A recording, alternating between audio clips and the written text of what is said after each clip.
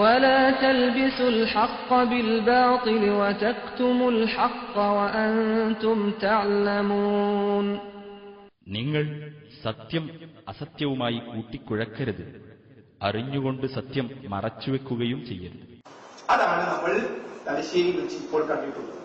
അതുകൊണ്ട് നമുക്ക് ഈ വിഷയത്തിൽ പറയാനുള്ളത് 19-ാം തീയതി പണ്ഡിതന്മാർ ഒന്നിച്ചെടുത്ത തീരുമാനത്തിലേക്ക് അദ്ദേഹം മടങ്ങി വന്ന് ഈ ദഅവാ പ്രവർത്തനങ്ങളോടൊപ്പം അദ്ദേഹം ഉണ്ടാകണം എന്നതാണ് നമ്മുടെ ആഗ്രഹം. പക്ഷേ ഈ അടുത്ത ദിവസങ്ങളിലും മാസങ്ങളിലും നടത്തിയിട്ടുള്ള പ്രഭാഷണങ്ങൾ, ആ പ്രഭാഷണങ്ങൾ, അതിലുള്ള അപകടങ്ങൾ കേട്ടാൽ ഏവർക്കും മനസ്സിലാകും. ഖുർആനിന്റെ ഹദീസിന്റെ ദുർവ്യാഖ്യാനം വരെ ഉമ്മാനായ സലാമിന്റെ അടുത്ത് വന്നു എന്നത് അബൂബക്കർ സലഫിയുടെ തെളിവ് സഹിതം വിശദീകരിക്കുന്നു. والذين يؤذون المؤمنين والمؤمنات بغير ما اكتسبوا فقد احتملوا بهتانا وإثما مبينا.